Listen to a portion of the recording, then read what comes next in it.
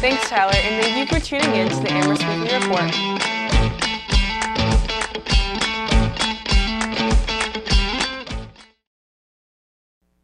Hello, and welcome to the Amherst Weekly Report, produced by Amherst Media Interns. I'm Basil Persley. After selling jewelry for many years, Julie Nolan decided to open a physical store in Amherst Center, adding a shine to the local business scene. Now to Mia Gaeta for the story. Hi, I'm Mia Gaeta. On Thursday, October 19th, I visited Julie Nolan to ask her some questions about her newly opened jewelry shop, Julie Nolan Jewelry. Well, I really wanted to open a shop in Amherst because I live in the area and we don't have too many retail shops here. So we usually, if you want to buy a gift for somebody, you have to travel. And I thought, well, why not? So most of the jewelry that I have in the shop is 14 karat. I can also do a higher carat, like 18 karat. And I've just been commissioned to do a platinum piece, and that is something that I can also do as well. I had a career in New York City, and at that point I was working in fashion, and I loved my clients, I loved my career, but I wanted a creative outlet, so I decided to enroll in a 9-month jewelry comprehensive making type of course, and I did that, and basically right before I completed my program, I created a collection and I started selling wholesale, and then that particular collection got picked up by a large retailer, and at that point I decided, okay, I think I could make a career out of this. So I switched professions and I've been doing this ever since 2009. Well, so far it's been great. I've gotten a lot of people coming through, happy to see an actual business.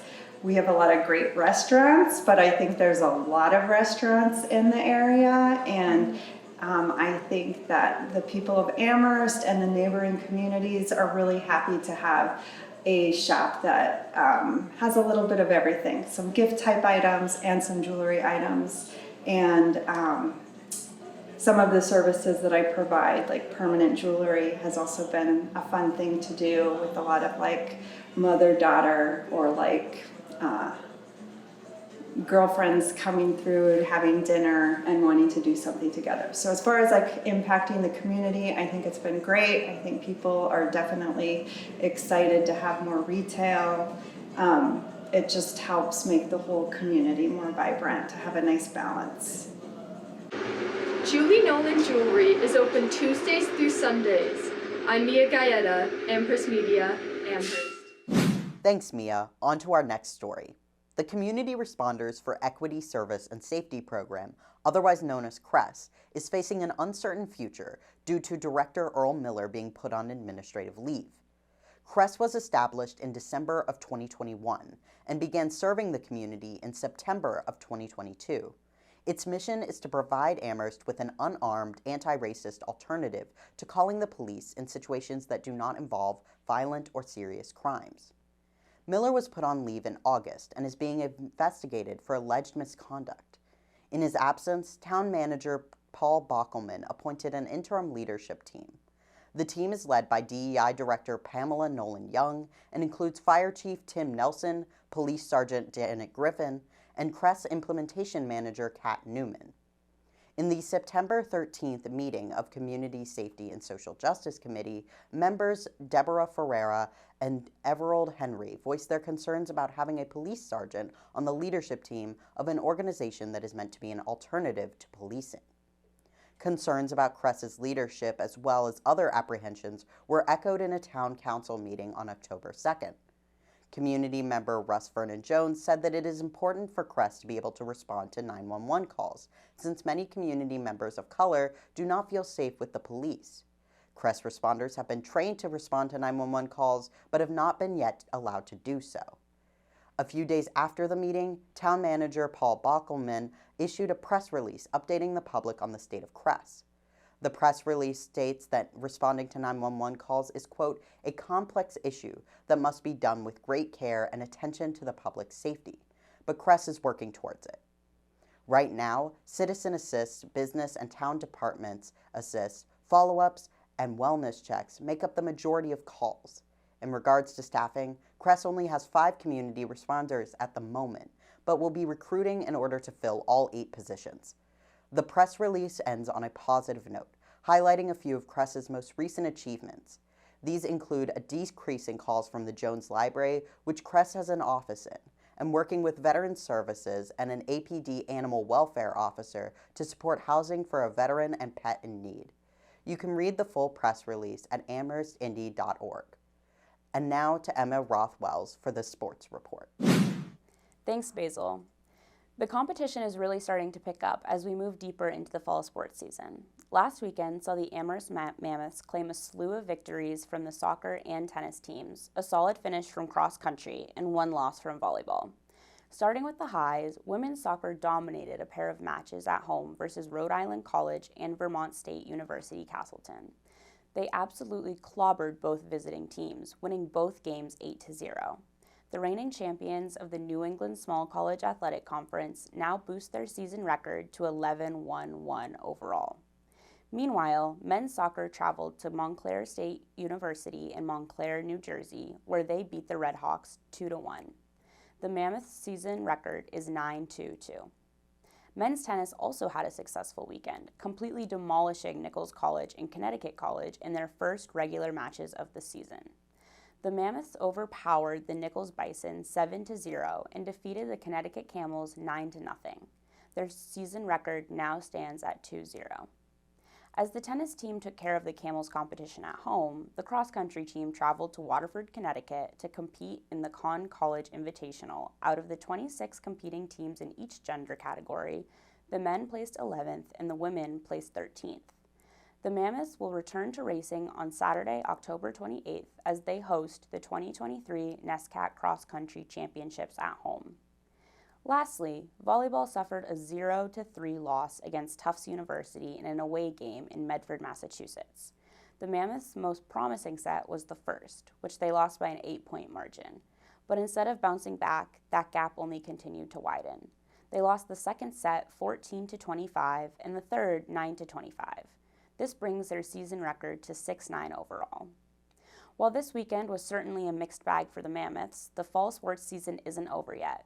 Tune in next time to stay updated on the Mammoths' progress as we head towards the championship season. Back to you, Basil. Thanks, Emma. Get ready to head to the polls soon. Election day is rapidly approaching, and on November 7th, voters will cast their ballots to elect new town council members, school committee members, and library trustees. Amherst Media has recently aired 2 separate forums hosted by the Amherst League of Women Voters, one for the town council elections and one for the school committee and library trustees, all of which are available on the Amherst Media YouTube page. For the district races, each district will vote for 2 candidates. During the district council forum, affordable housing, road and sidewalk maintenance, rising property taxes, access to food, and climate action were the most commonly addressed issues across districts. Many candidates discussed how families are being pushed out of Amherst due to student housing taking precedent and investors buying up homes in the area, both of which caused surges in housing prices. District 4 incumbent Jennifer Taub specifically spoke about making sure her district is not rezoned in order to continue promoting a mixed demographic of residents. Taub stated that, quote, "We already zone much of the district for single-family, duplex, triplex, townhouses, and apartments. We have been living with students and non-student households for decades. Since I've been on the council, I've really had to fiercely advocate to not rezone the general residence districts for even greater density." District candidates were asked about how they would promote racial justice in Amherst. District 2 candidate Charlotte Allegra Clark began her comment in Spanish, which she continued by saying in English, quote, "I think what we need to do is bring translation services to our town government to bring all the voices to the table." Clark mentioned how at a Community Safety and Social Justice Committee meeting in June covering affordable housing, they were able to collaborate with UMass to provide translation services. There are 5 at-large candidates competing for 3 seats. Translation services were also brought up, as the candidates were asked how they would serve the Latinx community of Amherst. Incumbent candidate Alicia Walker and newcomer Matthew Holloway both mentioned the need for translation offerings in all public services.